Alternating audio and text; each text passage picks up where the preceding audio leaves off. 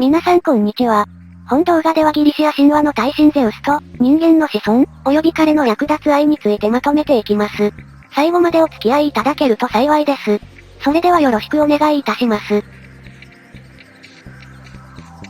ゼウスと人間の娘たち。ポローネウスとラーオディケイの娘、ニオベイはゼウスが初めて愛した人間の女である。ニオベイはアルゴス氏の設立者となるアルゴスを生んだ。エパボスの誕生。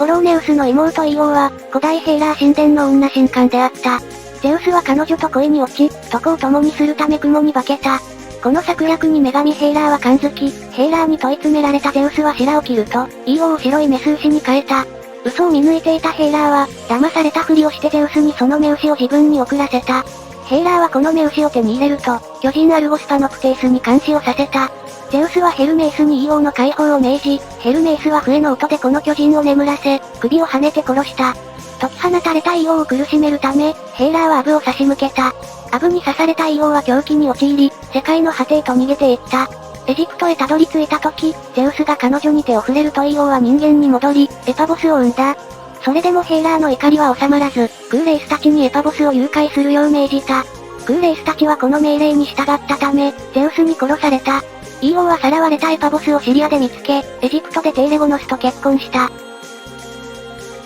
ペルセウスの誕生。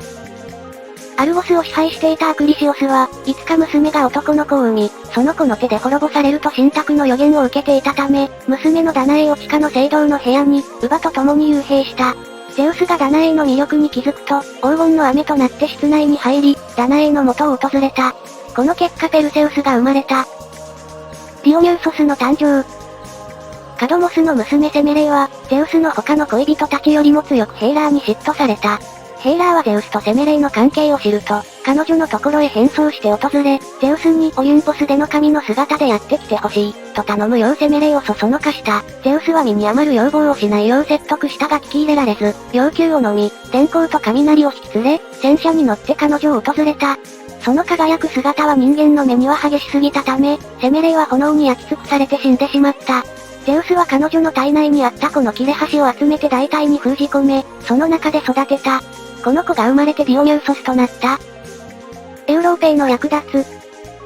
フェニキア王ポエニクス、もしくはアーゲイノールとテーレパッサの娘エウローペイは、ある日水辺で友達と花を摘んで遊んでいた。彼女は父の牛の群れに混じって草を編む、堂々とした姿のきらびやかな王牛を見つける。この王牛はゼウスそのもので、化粧したエウローペイを騙すために姿を変えていた。エウローペイが王牛に近づいて愛撫すると、ゼウスのオス牛は彼女の前にひざまずき、エウローペイはふざけて背に登り、角の周りで花輪を編んだ。オス牛が突然立ち上がり、海中に飛び込んでエウローペイを乗せたまま海を渡り、クレータ島の南岸に着き、ゴルキュンへと至った。エウローペイはミーノース、ラダマンテュス、サルペイドーンを生んだ。この3人は皆クレータ王アステリオーンの養子となり、アステリオーンは後にエウローペイの夫となった。テオプラトスの時代には、ゼウスがエウローペイと交わった場所とされる、プラタナスの木があったとされ、この木は四季を通じて葉が落ちないという特権を与えられた。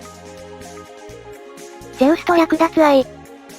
ゼウスには結婚の神聖を守るという責任があったにもかかわらず、時として彼は既婚の女性にもためらうことなく言い寄った。デウカリオーンの娘プロートゲネーアを、夫のロクロスから奪い、プロートゲネーアはオプスを生んだ。イクシーオーンの妻ディアは馬の姿に化けたゼウスに誘惑され、ペイリトースの母となった。ディオスクーロイ。ジュンダレイオスの妻レーダーが、池で水浴びをしていると、まばゆく白い白鳥が現れた。それは変身したゼウスで、そのまま彼と交わった。その夜レーダーは夫とも交わり、二つの卵を産んだ。一つからはゼウスの子ポユデウケイスとヘレネイ、もう一つからは、ジュンダレイオスの子カストールとクユタイムネイストラーが誕生した。カストールとポユデウケイスは、父親が違ったにもかかわらず、共にゼウスの若い息子たち、という意味のディオスクーロイというあだ名がついた。ディオスクーロイはヘレネイを奪ったテーセウスから、彼女を救出するためアテーナイへ遠征し、イアーソーンらアルゴナウテイスたちの遠征と合流した。ゼウスはコルキス海での嵐から彼らを守ったという。アパレイティダイへの遠征の際、カストールはイーダースによって致命傷を受ける。不死身であったポユデウケイスは共にハーデイスの国へと行けない悲しみに泣き伏した。ゼウスはこの兄弟愛に感動し、ポユデウケイスがカストールに不死の特権を分け与えることを認めた。こうして二人は一日おきに生き続けることになった。ヘイラクレイスの誕生。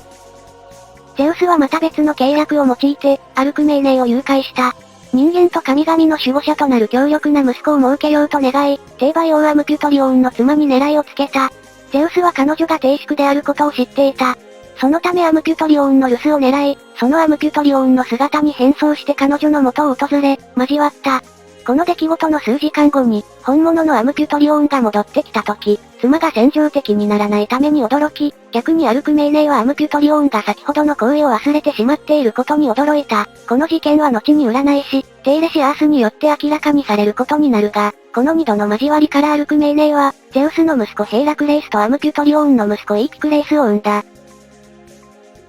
このような恋愛事情を持つゼウスであったが、いつもうまくいくとは限らなかった。それは信託によって諦めざるを得ない恋であり、また女性からの強い抵抗を受けた時であった。プロメーテウスはゼウスが、テキストの間に生まれた子は、ゼウスを王座から追い落とすという予言をした。ウーラノスとクロノスのような末路をたどらないよう、テキスト自ら縁を切り、彼女をペイレウスと結婚させた。コイオスとポイベイの娘ニムフ、アステリアは、ゼウスの求愛に強く抵抗した。彼女はゼウスから逃げるためうずらとなって海に身を投げ、浮島になった。この島はオルキュギアと呼ばれるようになる。数多くのゼウスの子孫は、部族の祖先や都市の設立者となっている。それは自分の先祖に神をいただきたいと願うギリシア、そして小さな町を含めた様々な地方の土地自慢によるものと言われる。しかしこの神のこうした結婚のうち、いくつかは別の角度から説明が可能とされる。オスーシによってクレータ島に拉致されたフェニキア人のユーローペイは、王子神によって象徴されるクレータ文明に、アジア文明が貢献したことを表すとされる。